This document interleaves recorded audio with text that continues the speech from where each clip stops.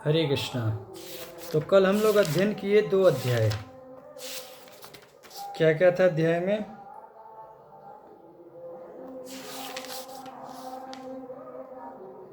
देवयानी और शर्मिष्ठा का कलह, ठीक है, और उसका परिणाम। और दूसरा अध्याय था ययाति का देवयानी के साथ विवाह, शुक्राचार्य का श्राप और पुरु का यौवनदान। ये 2 अध्याय जो है कल हम लोग पढ़े। इसमें क्या क्या सीखने की चीज़ थी, एक बार उसका रिवीजन करते हैं। देखिए, सर्वप्रथम क्या है कि हमको देखना चाहिए हमसे बड़े कौन हैं, उनसे बहुत सम्मानपूर्वक बात करना चाहिए। शर्मिष्ठा ने ठीक व्यवहार नहीं किया देवयानी का, जिससे उसको फल भोगना पड़ा। क्या कि उसको जो है दासी बनना पड़ा, ठीक है। दूसरा, हमको ऊंचे कुल का, ठीक है, और अपने ऊंचे पद का, इन सब चीज़ों का अहंकार नहीं करना चाहिए, अन्यथा हम क्या भारी मुसीबत में फंस सकते हैं। देखिए, देवयानी को, उसको अपने ऊंचे कुल का अहंकार था, तो शर्मिष्ठा जो है उसको क्या की, ढकेल दी। अकेली थी भाई, वो अपनी दासियों के साथ में थी। 2-4 को कहे कि भाई दम लगाओ दम लगाओ इसको दिखाओ कितनी बड़ी ब्राह्मण है।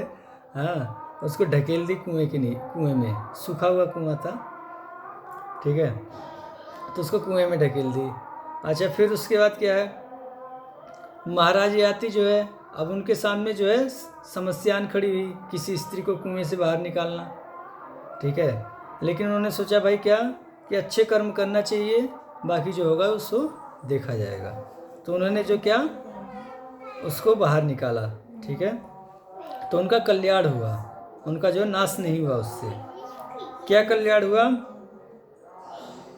आगे जो है कथा में मालूम पड़ेगी, ठीक है। उसके बाद कथा आगे बढ़ी। हाँ, अब शर्मिष्ठा के आगे जो है बहुत बड़ा जो है समस्या आन पड़ी कि क्या करे, अपनी जाति की रक्षा करे कि अपनी रक्षा करे। तो फिर धर्म के लिए उसने अपनी जाति और अपने परिवार वालों की रक्षा की। तो उसने रक्षा की तो उसका भी कल्याण हो गया। कैसे कल्याण हुआ, उसके पिताजी कितना अच्छा भी अगर रिश्ता खोजते तो महाराज याति जैसा तो नहीं खोज पाते, क्योंकि भाई 3 ही व्यक्ति हैं ना।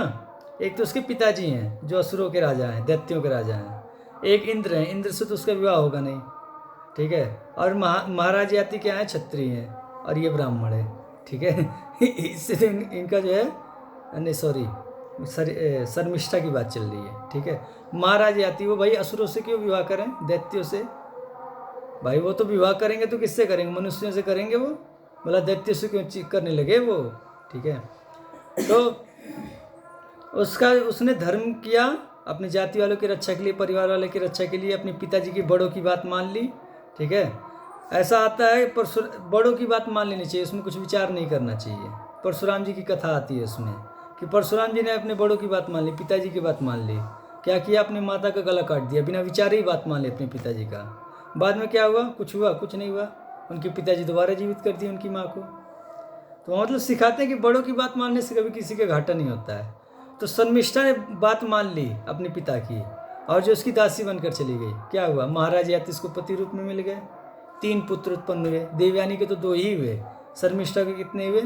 3 पुत्र हुए, ठीक है। ययाति जैसा पति कहाँ मिलेगा शर्मिष्ठा को? लेकिन उसने क्या, धर्म किया। तो धर्म का, जब आप धर्मो रक्षित रक्षित, आप धर्म की रक्षा करो, धर्म आपकी रक्षा करेगा, ठीक है। और भी बहुत बहुत कुछ सब हम लोग पढ़े थे। नई क्लास चालू करते हैं, नहीं तो फिर उसमें भी बाधा आ जाएगी। तो इस प्रकार से जो है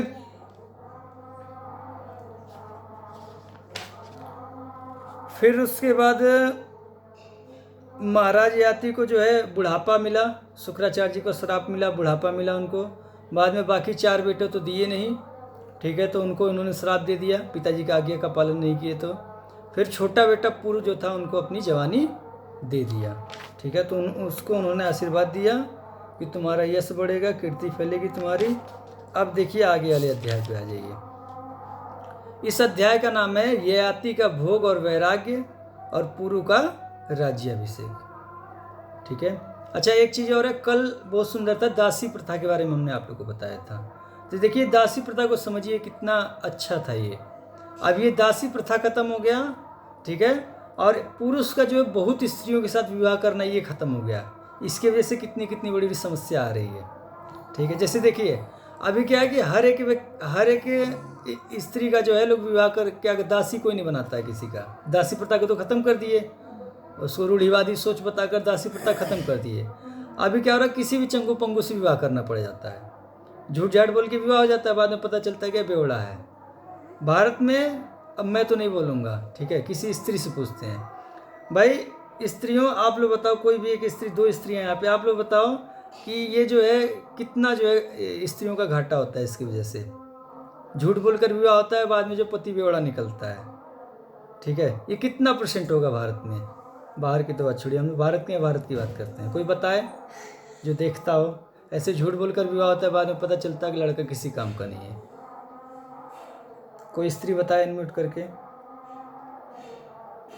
हरे कृष्ण प्रभु जी, इस समय तो प्रभु जी 50% से ऊपर ही है। 50%, ठीक है भाई। हम बोलते तो भाई ये होता, चलो ये तो खैर हमारी वक्ता है, हाँ ये तो कुछ का कुछ बोलेंगे ही।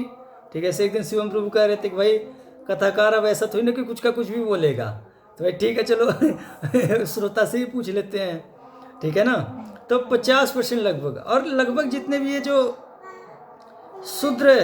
शूद्र जो वर्ड है, इसमें जो है लगभग जो है 90% होता है, ये इनका मामला होता है। 90 क्या हम जानते हैं, 95% होता होगा इनमें। ठीक है, बहुत कम ही इनको जो अच्छा परिवार मिलता है। ठीक है, तो इसीलिए पहले दासी प्रथा चलती थी। लोग जो है राजाओं के घर में या बड़े बड़े और जैसे जमींदार हुए, ठीक है, सेनापति हुए, उनके घर में जो अपनी बेटियां दे आते थे, अच्छा वो उनकी रक्षा करते थे। ठीक है, कैसे रक्षा करते थे, देखिए ये क्या बोल रही है शर्मिष्ठा कह रही है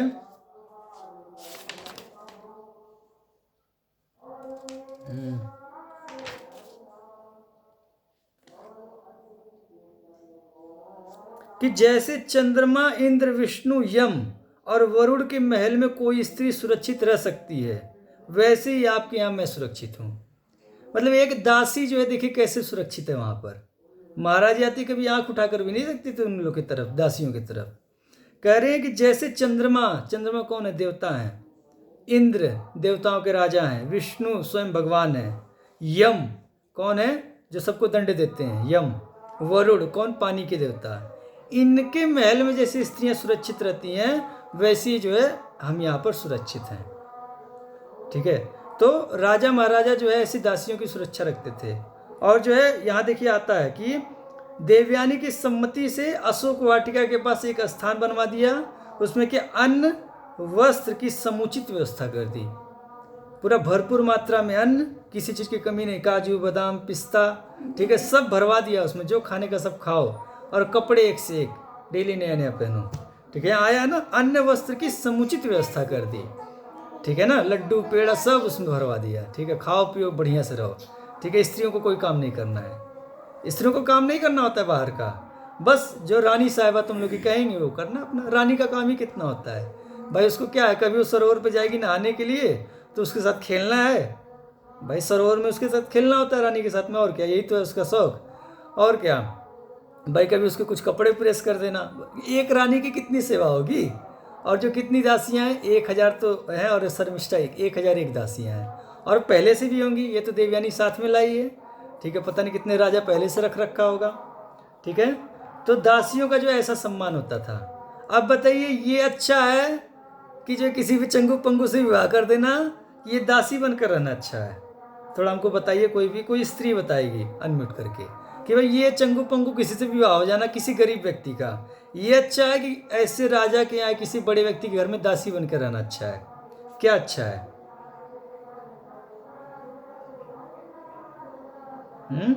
कोई बोलिए अनम्यूट करके। सभी बड़े आदमी इतने अच्छे तो नहीं होंगे ना। ठीक वो है, तो ठीक है, ठीक है। तो आप आज के हिसाब से बता रहे हैं, ठीक है, पहले हुआ करते थे।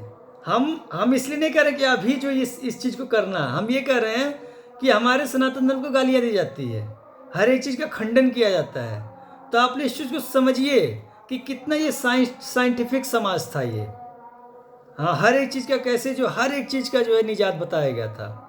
समाज में किसी प्रकार का उत्पात नहीं मचता था, इस प्रकार से समाज रहता था। हम इस दृष्टि से कह रहे हैं, हम ये नहीं कह रहे कि अभी जो है दासी प्रथा फिर से चालू कर दी जाए, लेकिन पहले जो दासी प्रथा चलती थी, ये क्या इसमें कोई आपको दोष नज़र आ रहा है? जिस हिसाब से मैं आपको बता रहा हूँ, ये शास्त्रों में जो लिखा हुआ है, कुछ दोष नज़र आ रहा है आपको?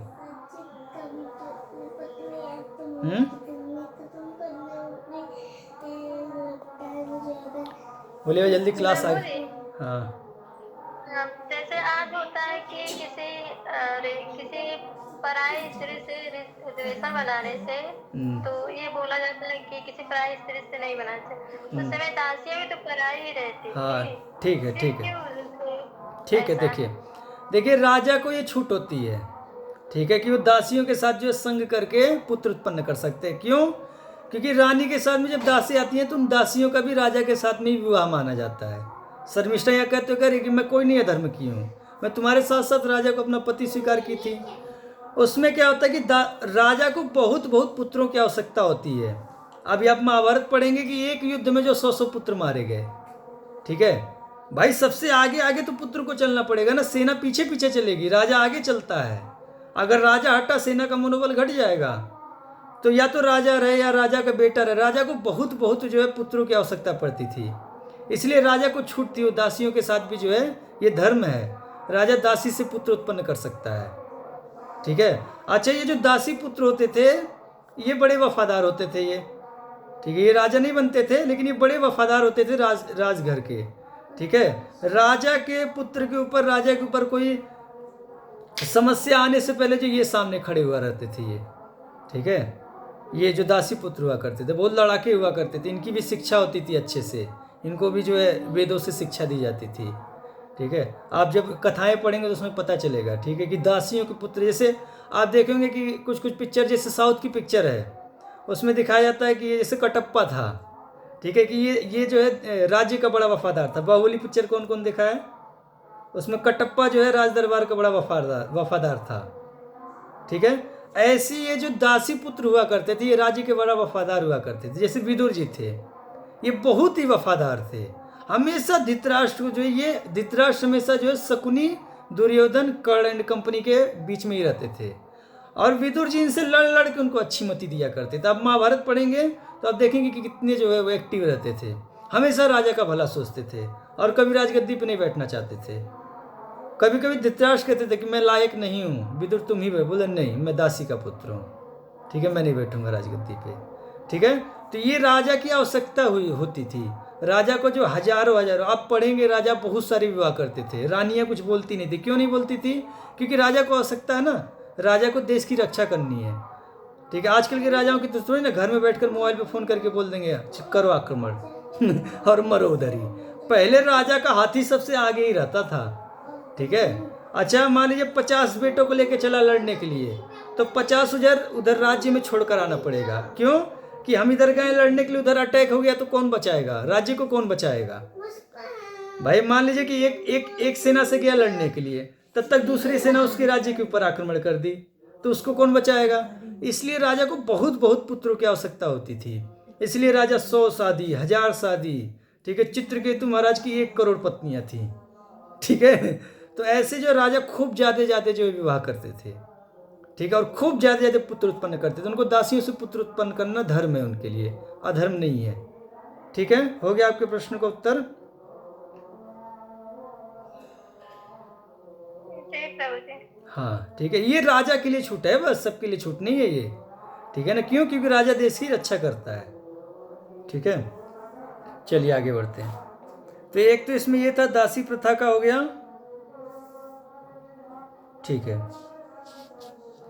और आज्ञा पालन का, कि बड़ों की आज्ञा पालन करना चाहिए। देखिए पूर्व जो है अपने पिता की आज्ञा का पालन कर लिया, बुढ़ापा ले लिया, अभी देखिए उसको आगे क्या मिलेगा, ठीक है।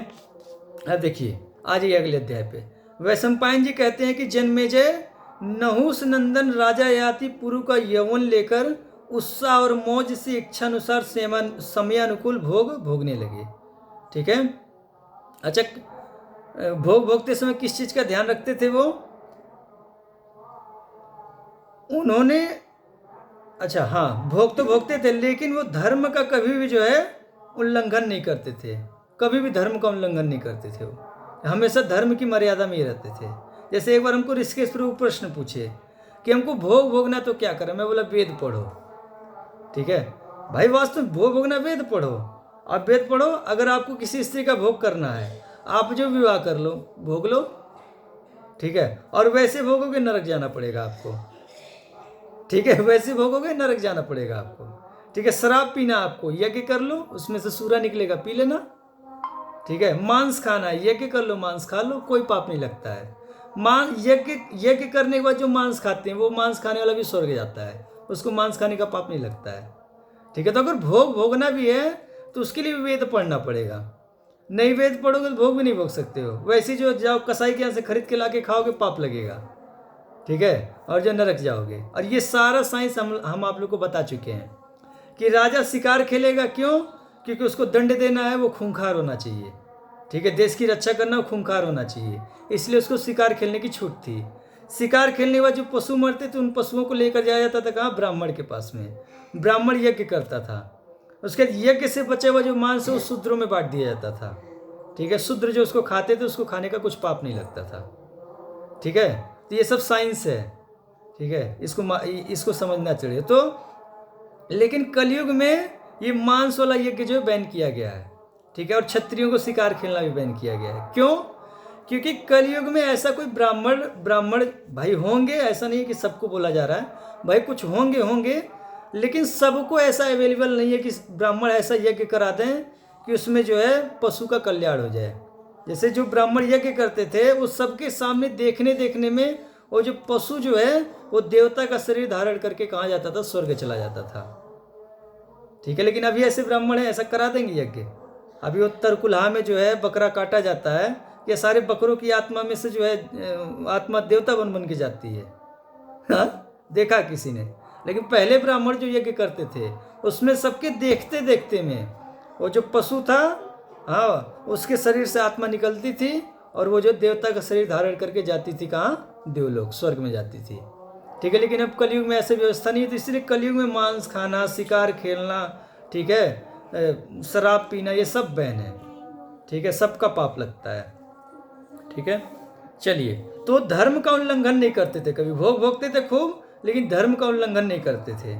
ठीक है, मतलब कैसा? पत्नी के साथ संग करना हुआ तो पुत्र उत्पन्न करते थे, घर में बच्चों को नहीं मारते थे। ठीक है भाई, भोग लो, कोई दिक्कत नहीं है, लेकिन पुत्र को आने दो, उसको गर्भ में मत मारो। ठीक है, तो ऐसे धर्म की मर्यादा में करते थे वो, हर एक भोग जो है धर्म की मर्यादा में भोगते थे। अच्छा, और क्या करते थे? उन्होंने यज्ञों से देवताओं का, अच्छा यहाँ पे अगर खुद बस यज्ञ करते तो क्या आता कि यज्ञ से देवताओं का, लेकिन यहाँ क्या आया है? यज्ञों से देवताओं का। मतलब खुद भी यज्ञ करते थे और पूरी प्रजा में ऐसी व्यवस्था करके रखी थी उन्होंने कि सब लोग यज्ञ करें। ठीक है, तो पूरी प्रजा और महाराज याति यज्ञ से देवताओं को प्रसन्न करते थे। ठीक है, और श्राद्धों से पितरों को, अगर खुद श्राद्ध करते तो क्या आता कि श्राद्ध से पितर को, लेकिन क्या आया? श्राद्धों से पितरों को, बहुवचन में आया। मतलब महाराज याति और उनकी पूरी प्रजा खुद भी श्राद्ध करते थे और पूरी प्रजा से श्राद्ध करवाते थे। ऐसे बोनाफाइड ब्राह्मण रखते थे जो पूरी प्रजा से जो है श्राद्ध करवाएं।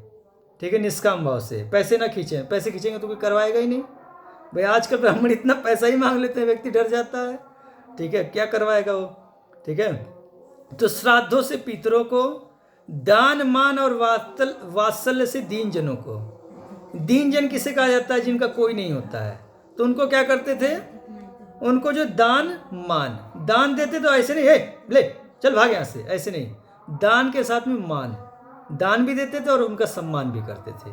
ठीक है, आइए, आपका अधिकार है, ले जाइए जिस चीज़ की आवश्यकता है। पहले के राजा लोग जब डेली मंदिर जाते थे और जब मंदिर से बाहर निकलते थे तो जिसकी जो आवश्यकता है जाकर वहाँ खड़े हो जाओ, जो मांग लो दे देंगे वो। ठीक है, ऐसे तो दीनों का जो है, दीन जनों का क्या? दान मान और वात्सल्य, पिता की भांति प्रेम भी करते थे उनको। जैसे मान लीजिए किसी के माँ बाप मर गए, उनको बोलते थे आ जाओ मेरे राजमहल में ही रहो। ठीक है, वहाँ थोड़ी कुछ सेवा ले लेना, उसको करते रहना और अपना जीवन यापन करो। ठीक है, ऐसे वात्सल्य प्रेम करते थे। हाँ, वात्सल्य करते क्या होता? माता पिता के समान प्रेम करते थे उनको। ठीक है, और मुँह मांगी वस्तुओं से ब्राह्मण को मुँह मांगी, जो मुँह से मांग लेंगे वही दे देंगे। क्यों? क्योंकि ब्राह्मण ही पूरे समाज को चलाता है।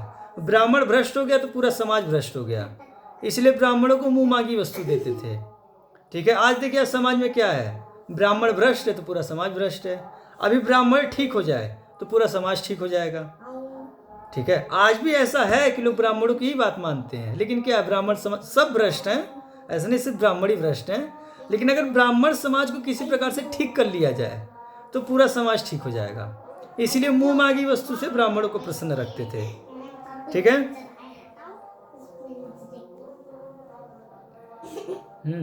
और खान पान से अतिथियों को, जो भी उनके राज्य में अतिथि आते थे व्यापार करने के लिए, हाँ, उनको जो खान पान से, ठीक है, उनको खिलाते थे, उनके रोकने की व्यवस्था, ये सब जो करते थे। ठीक है, लड़की शांत रहो।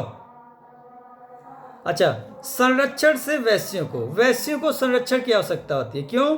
वैश्य जो होते हैं डरपोक होते हैं। ठीक है, और उनके पास माल खूब ज्यादा होता है। ठीक है, तो उनकी संरक्षण करना पड़ता है। भाई धन है तो लोग उनको जो टूटेंगे उनके ऊपर, क्योंकि उनके पास धन है। ठीक है, और डरपोक भी होते हैं, लड़ भी नहीं पाएंगे किसी से। तो क्या करते थे? संरक्षण से वैश्यों का और सदव्यवहार से शूद्रों को संतुष्ट कर दिया उन्होंने। ठीक है, शूद्र जो है ना धन से संतुष्ट होता है, ठीक है, और न यज्ञ करो यज्ञ करेगा ही नहीं, सदव्यवहार से। ठीक है, सदव्यवहार से ही शूद्र संतुष्ट होता है, और किसी चीज से नहीं। आपके भगवद गीता के ज्ञान से नहीं संतुष्ट होगा वो, उसके साथ में आपको सदव्यवहार करना पड़ेगा। सदव्यवहार मतलब क्या? ठीक है, जैसे मान लीजिए कि उसके सामने जो है कुछ, जैसे शूद्र का मेंटलिटी कैसे होता है, वो भगवान में श्रद्धा नहीं होती है उसकी। ठीक है, जैसे जो भक्त होता है वो क्या है, वो भगवान के लिए कुछ भी कर देगा, लेकिन शूद्र ऐसा नहीं होता, वो कुछ भी नहीं करेगा भगवान के लिए। ठीक है, जैसे उसके लिए माता पिता का सेवा ही भगवान की सेवा है, वो भगवान को नहीं मानता है, माता पिता को ही मानता है। ठीक है, तो इस प्रकार से सदव्यवहार उनके साथ में करना होता है। ठीक है, उससे जो वो संतुष्ट हो जाते हैं। जैसे उनको मान सम्मान देना, अगर शूद्र को आप मान सम्मान नहीं दोगे, जैसे वैश्य को मान सम्मान मत दो तो क्या करे, राजा हैं, इनका तो अधिकार है। अच्छा, अगर मान लो ब्राह्मण को मान सम्मान ना दे तो बहुत ज़्यादा उसको कष्ट नहीं होगा, जाएगा नहीं बस आपके यहाँ, ये बिगड़ेगा नहीं। लेकिन शूद्र को अगर आप मान सम्मान नहीं दिए, अगले दिन से आएगा नहीं आपके यहाँ काम पे, कर लो दे दो चाहे जितना पैसा, उसको आएगा नहीं आपके यहाँ। ठीक है, तो सदव्यवहार से उन्होंने शूद्रों को संतुष्ट किया। ठीक है, उन गीता के ज्ञान से नहीं संतुष्ट होंगे वो, वैसे गीता के ज्ञान से संतुष्ट हो जाएगा। ठीक है, क्षत्रिय गीता के ज्ञान से संतुष्ट हो जाएंगे। ठीक है, यज्ञ आदि से, लेकिन शूद्र को सदव्यवहार से ही संतुष्ट होगा। ठीक है, तो सदव्यवहार से शूद्रों को संतुष्ट कर दिया उन्होंने, और डाकू और लुटेरों को यथेष्ट दंड से ठीक है, डाकू और लुटेरों का कैसे संतुष्ट किया जाता है? उनको लठ दिखा के संतुष्ट किया जाता है उनको, और किसी तरीके से संतुष्ट होंगे नहीं, लाइन पे आएंगे नहीं वो। ठीक है, लठ दिखा के उनको लाइन पे लाया जाता है। तो उनकी कैसी व्यवस्था की थी उन्होंने? यथेष्ट दंड देते थे, मतलब काम की गलती इतना सा किए हैं तो दंड इतना देते थे। ठीक है यथेष्ट दंड इसी को तो कहा जाएगा। जैसे किसी ने चोरी की तो बाजार में खड़ा करके पिटवाते थे। ठीक है, किसी ने किसी स्त्री को छेड़ दी किसी डकैत ने, ठीक है, तो उसको जो चौराहे पे खड़ा करके जो तोपों से उड़वा देते थे। ठीक है, ऐसे ही कुछ करते हैं, यही तो यथेष्ट दंड है ना। ठीक है, तो ऐसे यथेष्ट दंड से चोरों और लुटेरों का इलाज करते थे। ठीक है, सारी प्रजा प्रसन्न हो गई, सारी प्रजा प्रसन्न हो गई। अच्छा, लुटेरे भी प्रसन्न हो गएंगे। कैसे प्रसन्न हो गएंगे? कि भाई अच्छा है, इस राजा के राज्य में जो है हम लोग चोरी चमारी नहीं करते हैं, अच्छे सब भाई कुछ अच्छा अच्छा काम सीख लिए होंगे कि भाई चोरी कर नहीं सकते हैं, और भाई जब अच्छा काम करते होंगे तो सुखी हो गए होंगे वे भी। तो सारी प्रजा प्रसन्न हो गई, ब्राह्मण, क्षत्रिय, वैश्य, शूद्र, हाँ, चोर, डकैत, सब सुखी हो गए। ठीक है, देखिए यहाँ से सीखना चाहिए। अभी पार्लियामेंट में पता नहीं क्या फालतू बात करते हैं। अरे महाभारत से उठाना चाहिए ना, समाज कैसे जो है संतुष्ट होता है। ठीक है, और इस प्रकार से राजाओं को करना चाहिए, लेकिन पढ़ना लिखना कुछ है नहीं। हाँ,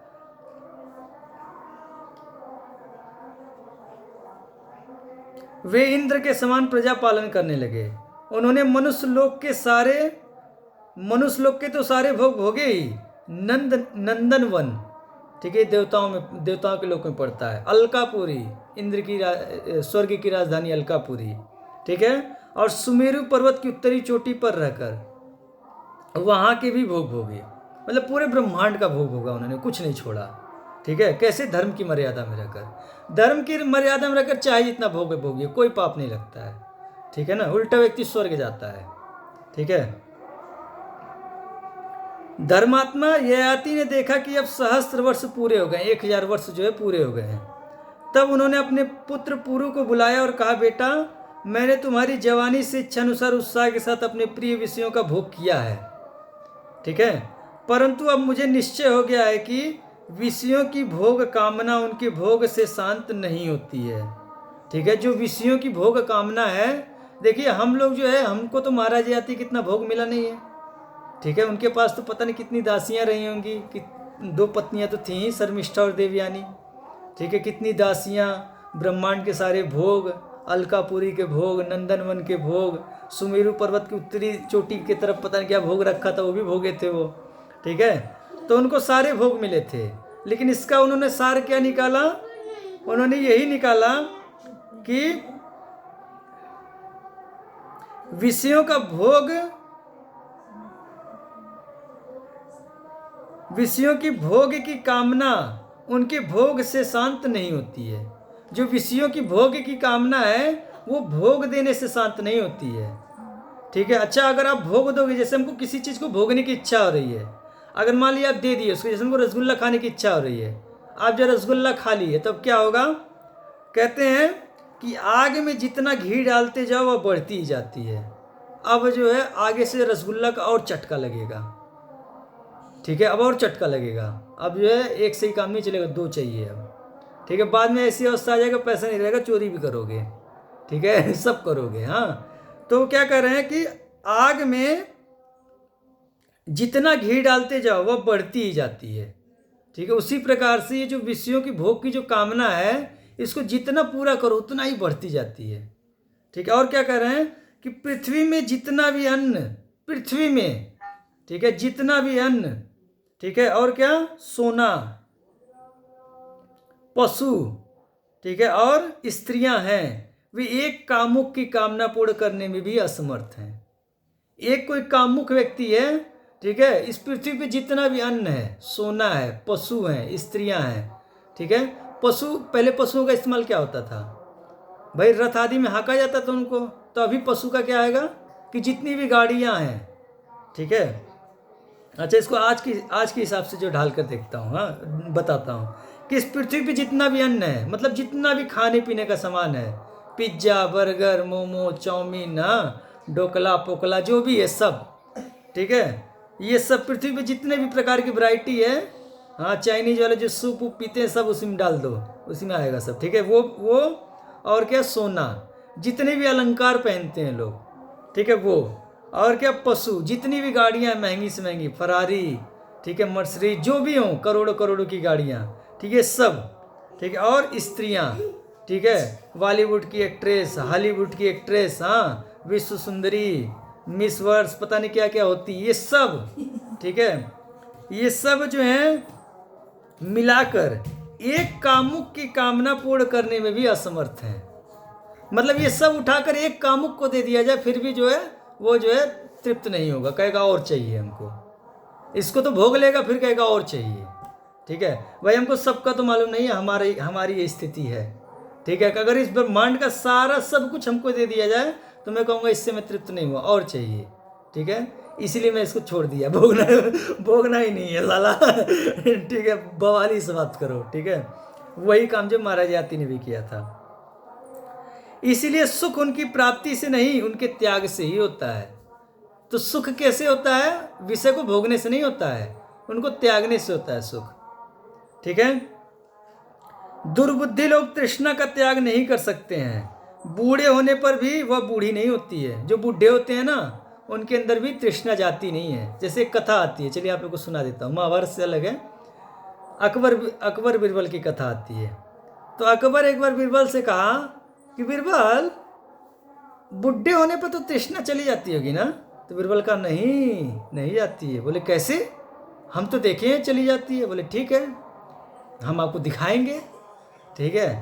तो एक दिन जो बीरबल कहे अकबर से कि महाराज, एक व्यक्ति है आपके राज्य में, एकदम मरे मरे हो रखा है, आपके महल के पास में ही है, ठीक है, चलिए आपको उससे मिलवाते हैं। अकबर तो भूल गए थे बात करके, फिर बोले कि आप अपनी बेटी को भी ले लीजिएगा।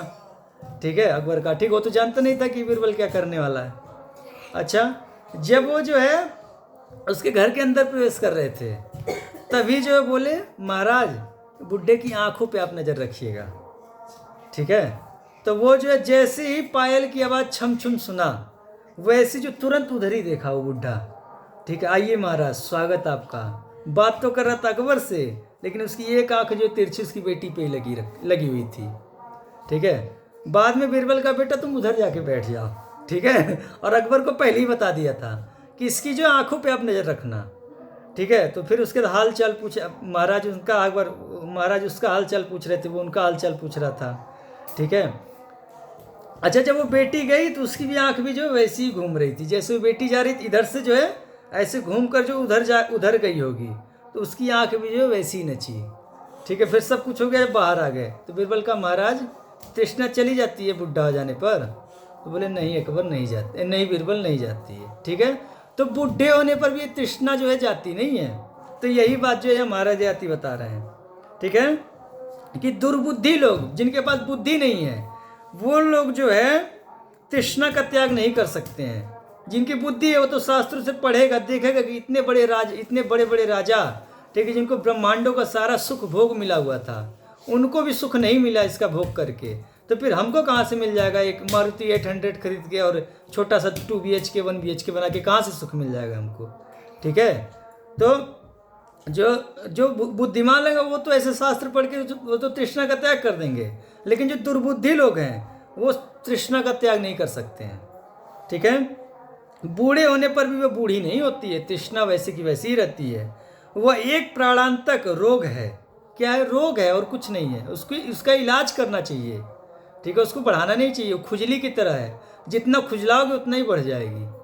जितना खुजलाने में तो मज़ा आता है लेकिन बढ़ जाएगा रोग। जैसे तृष्णा उठती है, उसको भोगने में तो मज़ा आता है, लेकिन वो भोग की जो वासना और ज़्यादा बढ़ जाएगी। जैसे खुजली है, जब शरीर में कहीं खुजली हुआ तो उठती है, खुजलाओ बड़ा आनंद आता है। ठीक है, याद आया आपको? ठीक है ना, खुजलाने में बड़ा आनंद आता है। ठीक है, लेकिन क्या होता है बदले में होता है कि खुजली बढ़ जाती है, ठीक नहीं होती खुजली। तो इसी प्रकार ये भोग का है। तो महाराज याति बता रहे हैं कि ये प्राणांतक रोग है, ये उसे छोड़ने पर ही सुख मिलता है। देखो, विषयों का सेवन करते करते 1000 वर्ष पूरा हो गया, फिर भी मेरी तृष्णा दिनों दिन बढ़ती ही जा रही है। अब मैं इसे छोड़कर अपने मन को ब्रह्म में लगाऊंगा, भगवान में लगाऊंगा, और भूख प्यास आदि द्वंद्वों से निश्चिंत तथा शरीर आदि से निर्मम होकर हरिणों के साथ वन में विचरूंगा, हिरणों के साथ वन में विचरूंगा। मैं तुमसे प्रसन्न हूँ, अपने बेटे से कह रहे हैं, मैं तुमसे प्रसन्न हूँ, तुम अपनी जवानी ले लो और यह राज्य भी ग्रहण करो। ठीक है, जवान लेकिन वो बूढ़े रहकर भी राज्य पे तो बैठ ही सकते थे ना, लेकिन बोले राज्य भी नहीं चाहिए, राज्य भी ले लो तुम। ठीक है, तुम मेरे प्यारे पुत्र हो। बस पुरु ने ही अब जो है, बस पुरु ने अपना यौवन ले लिया और याति ने अपना बुढ़ापा दे दिया। अब पुरु तो इंतजारी कर रहा था बेचारा कब जो पिताजी 1000 वर्ष जवानी दें। बेचारा टेढ़ा घूमते घूमते थक गया होगा, बैठने उठने बड़ा परेशानी होती होगी, तो तुरंत जो अपनी जवानी ले लिया और महाराज याति अपना बुढ़ापा ले लिए। ठीक है, प्रजा ने देखा कि महाराज याति अपने बड़े पुत्र को राज्य से वंचित करके छोटे पुत्र पुरु का अभिषेक करने जा रहे हैं। तब ब्राह्मणों को आगे करके सब लोग उनके पास आए और बोले। ठीक है, पहले प्रजा जो है हर एक चीज में हस्तक्षेप करती थी। राजा अगर कोई अधर्म करता था प्रजा आवाज उठाती थी, और राजा को भी मानना पड़ता था। राजा अधर्म नहीं कर सकता था। ऐसा नहीं है कि अब राजा है तो कोई भी अधर्म करेगा, उसको हर एक कार्य जो शास्त्र सम्मत करना पड़ेगा। नहीं करेगा प्रजा विद्रोह कर देगी, ब्राह्मण विद्रोह कर देंगे। पहले तो ब्राह्मण करेंगे, बाद में पूरी प्रजा कर देती थी और राजा को हटना पड़ता था। ठीक है, बाद में क्या होता था, प्रजा और ब्राह्मण मिलकर क्या करते थे, दूसरे राजा को बैठाते थे। ऐसी बहुत सारी कथाएं आएंगी इसी महाभारत में। ठीक है, कि अगर राजा गलत रास्ते पर गया तो फिर क्या है, प्रजा विरोध करके उसको हटा देती थी। लोग बोलते हैं कि ये लोकतंत्र जो है सन 1947 से आया है भारत में, 1950 से। अरे मूर्खों, पढ़ के देखो, हमारा देश लोकतंत्र पहले से है, यहाँ प्रजा का ही चलता था। ठीक है ना, राजा अगर कुछ भी अधर्म करेगा प्रजा आवाज़ उठाती थी तुरंत।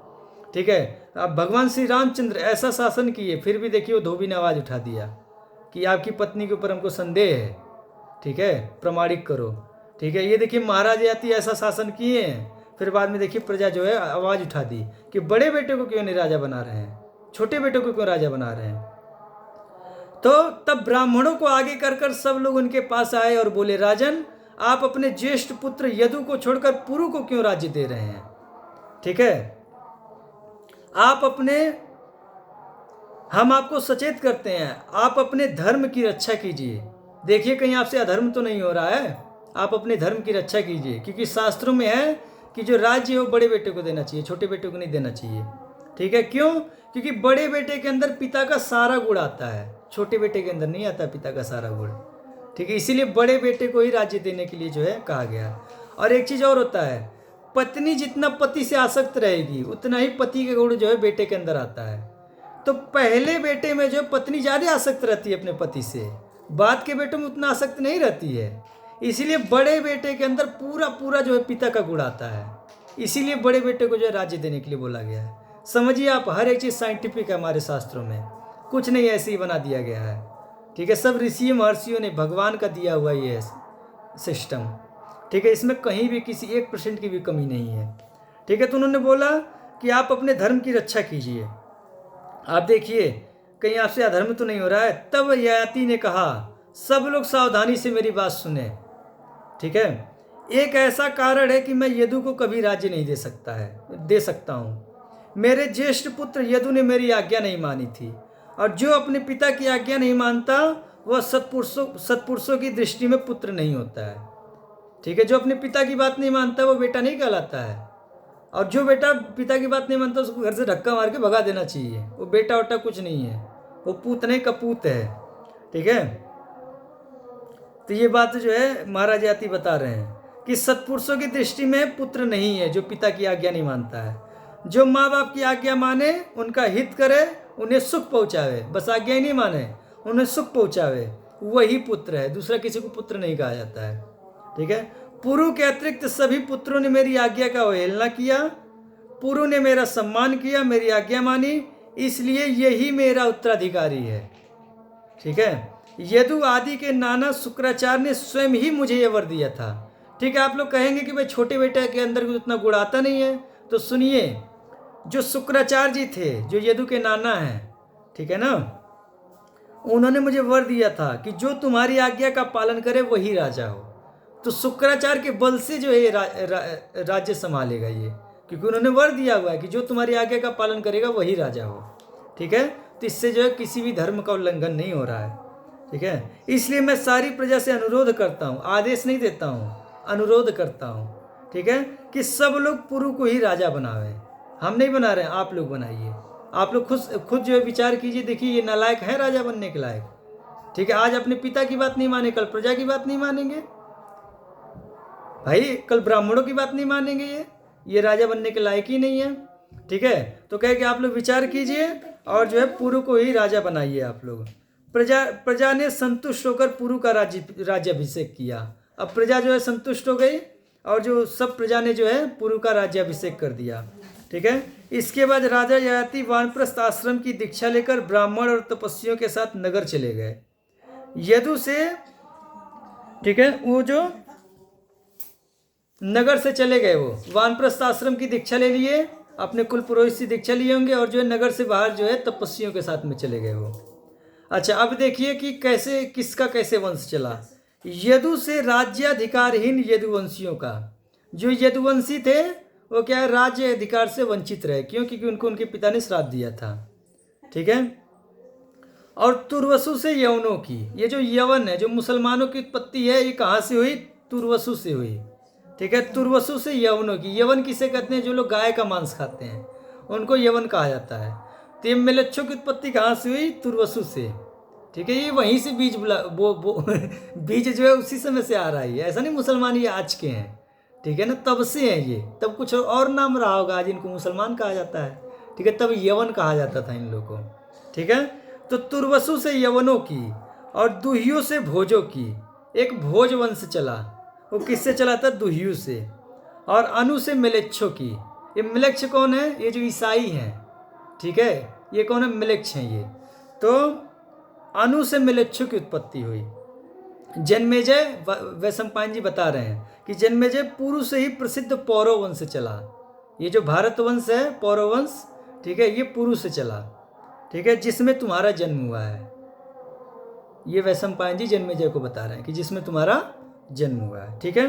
अब राजा ययाति का वर्णन आ रहा है कि वो जंगल में जाकर क्या क्या किए थे, ठीक है। राजा ययाति वन में कंद मूल फल का भोजन करते रहे। उन्होंने अपने मन को वश में किया, क्रोध पर विजय प्राप्त की, ठीक है। वे प्रतिदिन देवता और पितरों का तर्पण करते, अग्निहोत्र करते, खेतों में से अन्न के कण बीन बीन कर अतिथियों को भोजन कराने के अनंतर यज्ञ शेष से अपनी भूख बुझाते। इस प्रकार 1000 वर्ष बिताए।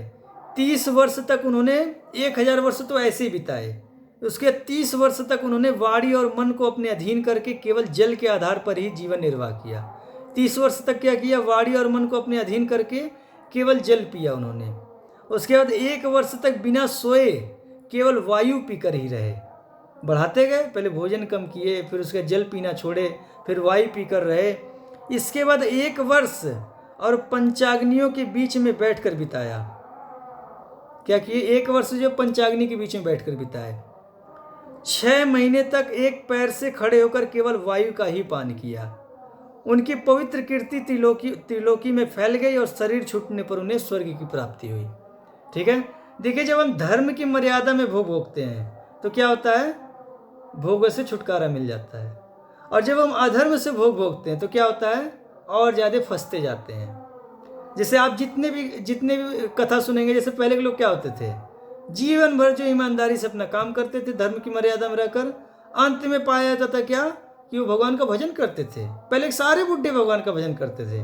आजकल के बुढ़े क्या कर रहे हैं? भजन कर रहे हैं, कुछ नहीं, मोबाइल में लड़कियों को देख रहे हैं और कुछ नहीं करते हैं। ठीक है, टेलीविज़न में दूसरी स्त्रियों को देख रहे हैं और कुछ नहीं करते हैं। आप कहोगे भाई आप ये गलत बोल रहे हैं। हम गलत नहीं बोल रहे हैं, हम अनुभव की बात कर रहे हैं। ठीक है, वो यही करते हैं, टेलीविज़न में, मोबाइल में, हाँ, यही सब करते हैं, इंद्र तृप्ति करते हैं वो। ठीक है, वो यही कर रहे हैं। क्यों? अच्छा, क्यों? पहले के बुढ़े भजन करते थे, आपके बुढ़े ऐसा क्यों कर रहे हैं? क्योंकि इन्होंने अधर्म किया जीवन भर। तो अधर्म से और व्यक्ति फंसता जाता है, और जब धर्म से व्यक्ति जीवन जीता है, ठीक है, तो वो फंसता नहीं है, पार हो जाता है वो। देखिए, महाराज ययाति पार हो गए। कितनी पत्नियां, कितनी दासियां, कितना बड़ा राज्य, हाँ, उसके बाद भी जो ये सब छोड़ छाड़ कर जो है विरक्त हो गए, और जो अंततोगत्वा जो है स्वर्ग चले गए। ठीक है, तो ये जो 8:48 हो गया, 12 मिनट रह गया है। ठीक है, एक अध्याय और ले लेते हैं। एक अध्याय और ले लें क्या? कि आप लोग थक गए हैं सुनते सुनते? बताइए, जल्दी बताइए। हाँ, ले लीजिए, एक अध्याय और ले लीजिए। ठीक है, हाँ, ठीक है। देखिए, तो अगला अध्याय है क्या? कि ययाति का स्वर्गवास, इंद्र से बातचीत, पतन, सत्संग और पुनः स्वर्गमन। वैशंपायन जी कहते हैं कि जन्मेजय, राजा ययाति स्वर्ग में बड़े आनंद से रहने लगे।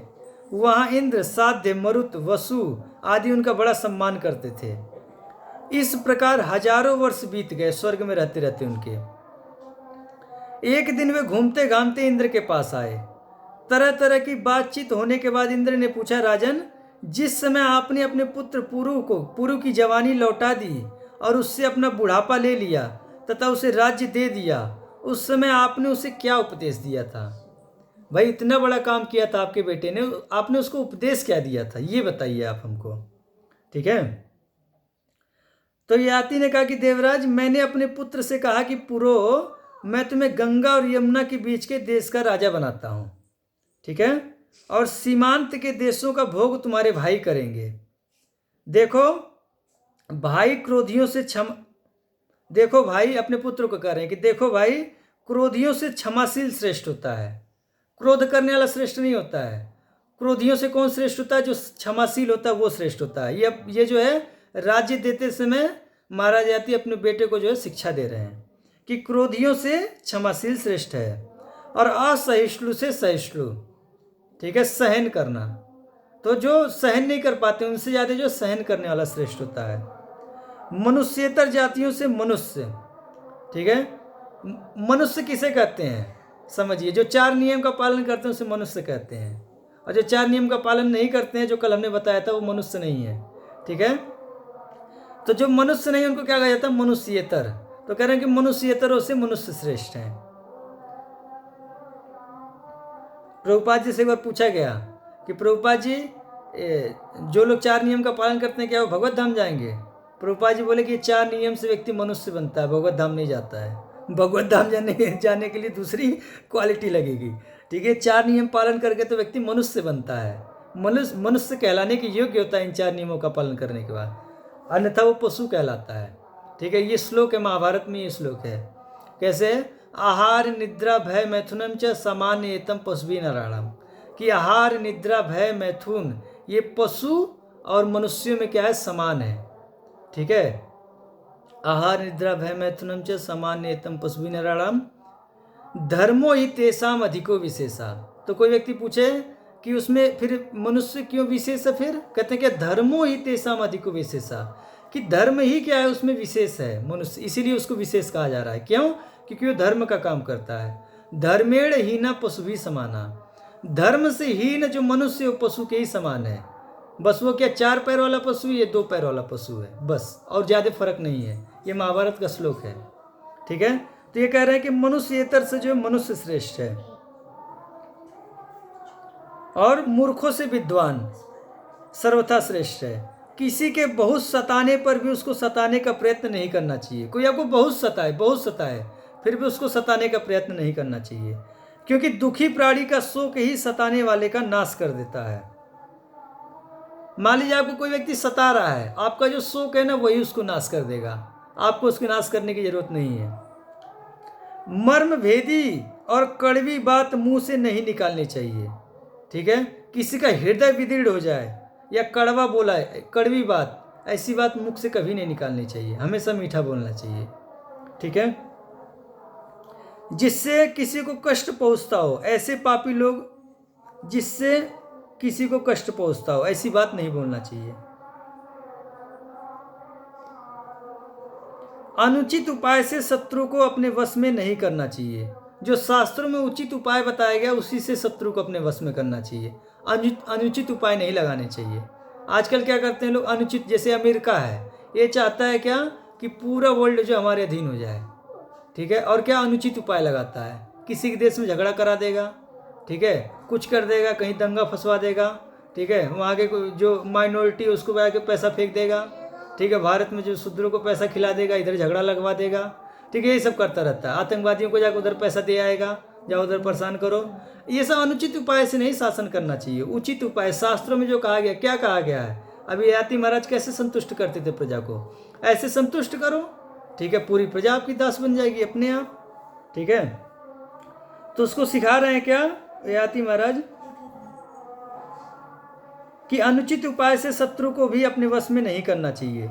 जिससे किसी को कष्ट पहुंचता हो ऐसी बात तो पापी लोग बोलते हैं। जिससे किसी को कष्ट पहुंचता है ऐसी बात कौन बोलते हैं? पापी लोग बोलते हैं। देखिए, कभी कभी सत्य भी नहीं बोलना चाहिए।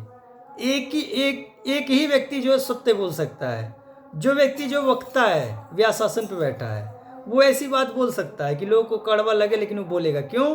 क्योंकि उसको जो सुधारना है लोगों को। बाकी और सभी जगहों पर सत्य नहीं बोलना चाहिए। अगर किसी को कड़वा लग रहा है तब ठीक है, वहाँ चुप हो जाना चाहिए। ठीक है, अगर किसी सत्य से किसी को कड़वा लग रहा है तो झूठ मत बोलो, लेकिन चुप हो जाओ, मत बोलो, रहने दो। जो जैसा कर रहा है उसको करने दो। ठीक है, तो कह रहे किसी को कष्ट पहुंचता हो ऐसी बात तो पापी लोग बोलते हैं। जो अपनी कड़वी, तीखी और मर्म स्पर्शी बातों के कांटे से लोगों को सताता है उसको देखना भी बुरा है। अच्छा, जो लोग ऐसा करते हैं उनको उनका मुख भी नहीं देखना चाहिए, क्योंकि वह अपनी वाणी के रूप में एक पिशाचनी को ढो रहा है। क्या है? वो एक पिशाचनी को ढो रहा है। आप उसको देख रहे हो, मतलब एक पिशाचनी को देख रहे हो।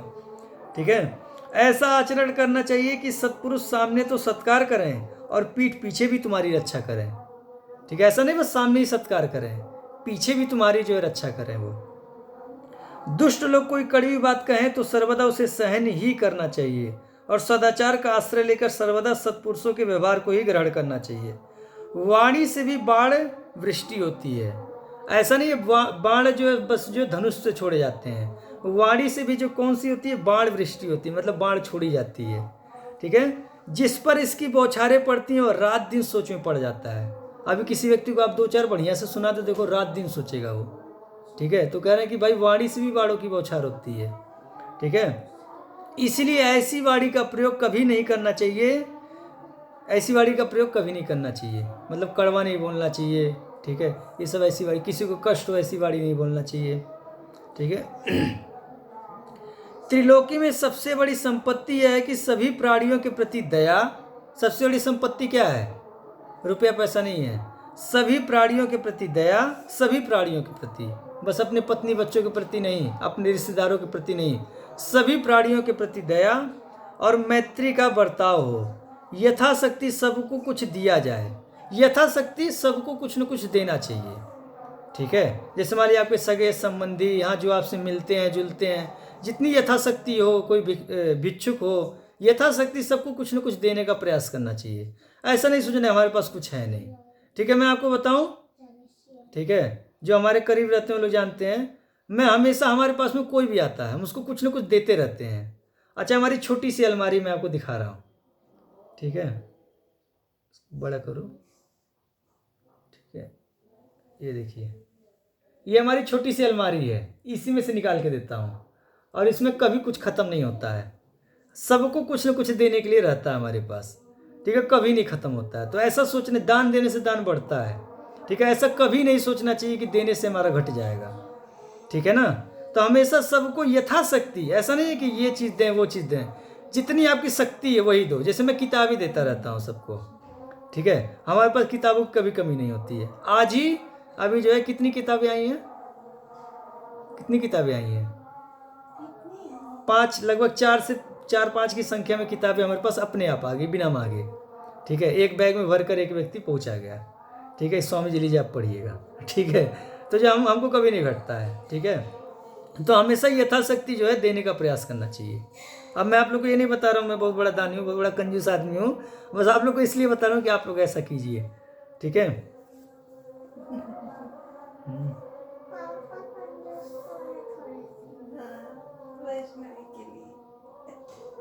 कहाँ तक पूछा? हाँ, तो यथाशक्ति सबको कुछ दिया जाए और मधुर वाणी का प्रयोग हो, ठीक है।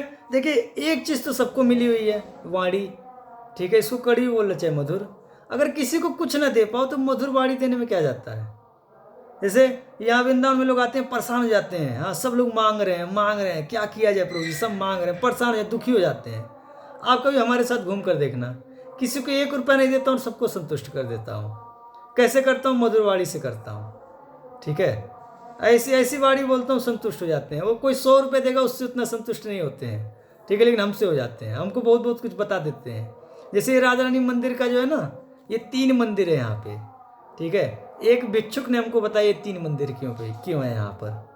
बस ऐसी मीठी वाणी से उसको संतुष्ट कर दिया। जो मैं आप लोग को बताता हूँ कि ये टोडरमल ने बनवाया था, ये एक उसने बनवाया था, फिर एक जो है उसने बनवाया था, बनिए ने बनवाया था। ये सब बातें हमको कहाँ से पता चल जाती हैं, ये कहीं किताबों में थोड़ी लिखी हुई हैं। ऐसे मीठी मीठी वाणी बोलता रहो तो कोई खुश होकर बता देता है ठीक है। तो मीठी वाणी से संतुष्ट कर देना चाहिए अगर ना कुछ रहे अपने पास में तब, ठीक है।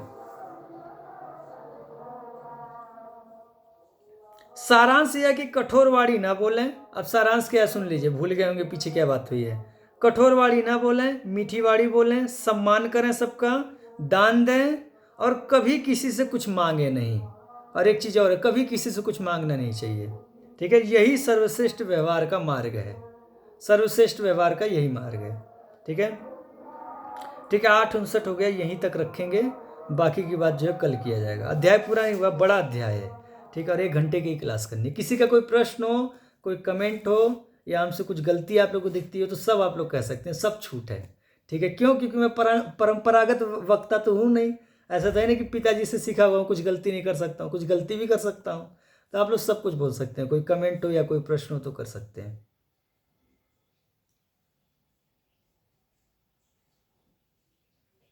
हरे कृष्ण गुरु। हाँ बोलिए। आप कह रहे थे कि 1-1 करोड़ 1-1 आदमी महाराजा की 1-1 करोड़ रानियां रहती हैं, उनको संभालते कैसे होंगे वो? हाँ ठीक है, बहुत अच्छा प्रश्न किए हैं, ठीक है। देखिए चलिए इस प्रश्न का उत्तर बाद में करूंगा, जब आएगा ना, ये कभी प्रसंगवश आएगा ना तभी करेंगे, ठीक है। आपके प्रश्न का उत्तर करूंगा मैं, प्रसंगवश आएगा तब करेंगे, जब किसी ऐसे राजा की कथा आएगी उसी समय करेंगे, ठीक है। आप कथा में बने रहिए, ठीक है। और किसी का कोई प्रश्न है? ठीक है, जगत गुरु श्रील प्रभुपाद की जय।